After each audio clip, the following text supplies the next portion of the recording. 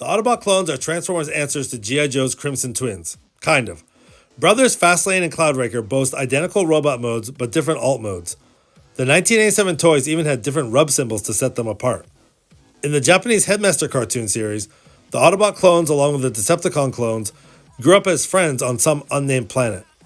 Fastlane and Cloudraker separated from their Decepticon counterparts to do their own thing, while Pounce and Wingspan got influenced by Galvatron's evil ways. After a couple of appearances in the G1 cartoon, and a few appearances in the Headmasters cartoon, these clones were not seen of or heard of that much after this. Which brings me to today's review. I've always loved the concept behind these clone bots. It's pretty ingenious if you ask me. Besides the robot kibble in the back, you really can't tell the difference between them. Then you transform them and instantly they are totally different. I just love how Cloudraker's head pushes down into the body cavity and the cockpit nose comes out his butt. I mean, how cool is that? I could see Army building these clones just for some Autobot reinforcements.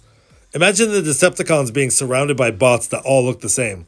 Shockwave would definitely say it's highly illogical. On the toy side of things, there were the G1 toys, a Hasbro Titans return release, and the Takara Legends toys shown here. Today I'll be focusing on the Legends releases as the Titans return toys were distributed in a very strange way. For example, Cloudraker was only available in a 2-pack with Wingspan in the US as a Walgreens exclusive. Seriously, what were they thinking? The Legends toys are a bit smaller compared to their G1 counterparts, and the color is more tune accurate. I will be honest though, like many people have said, I'm not a huge fan of the crazy pink color on this figure. Other than that, they're a good representation of the old Super Clone Brothers. Obviously, you can tell who is who simply by the big old spoiler sticking out on Fastlane's back, but otherwise a nice simple figure from the front. The head sculpts sport some cool blue visors and a touch of that dark pink for the face. The main body has some nice tamper-graph stickers on them, being able to tell them apart from the main stickers on their chest, although I do wish they were actual rub symbols and not just stickers. It would give them a bit more ambiguity that way. A touch of silver paint on the crotch also breaks up all the pink. I also like the sides of the torsos where it looks like there's some sort of possible car parts, maybe wheels molded in, again adding to the mystery of their alt modes.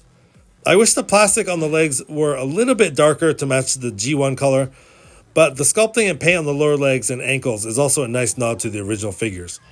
Now to their backsides, and this is where all the cats are out of the bag.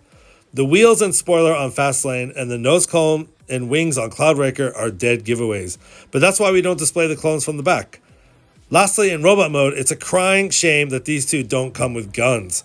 Cloudraker with his gravity rod rifles and Fastlane with his sonic boom rifles. Fortunately, we can steal the G1 weapons and use them on the Legends release. But seriously, what a missed opportunity.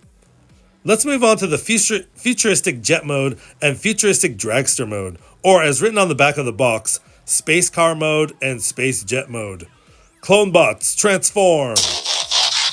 While the transformation is super easy, it's a bit frustrating that nothing really pegs in, leading to things moving all over the place when handling.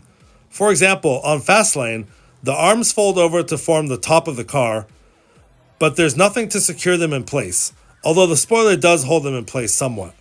The legs do peg together, so there is some stability there. Fastlane has some cool silver rims, but other than that, he's just a folded up robot. Cloudraker's conversion is way more stable and interesting. The sides of the legs that form the wings actually tab in place. He definitely has a more solid alt mode. While still a folded up robot, he has a bit more detail going on, like the silver and pink paint on his nose cone and the black plastic wings jutting out on either side to complete the jet look. One very cool play feature on these guys are the compatibility with Titan Masters. You can fold the chest part up to make a makeshift seat, and the Titan Masters become pilots in vehicle mode. A cool inclusion to extend the playability of these figures. Takara Legends LG-58 clone bots are a great update to the G1 Autobot clones, Fastlane and Cloudraker. With modern stylings, posability, and playability, these are simply fun toys. My only complaint is that there are no weapons included in the set. I also think the alt modes are a little bit lackluster, but that's nothing a few repro labels can't fix. Anyways, that's my look at the Autobot clones.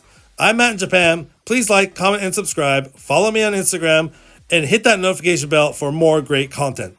And as Fastlane would say, either you're out of my way or out of luck. $2 one.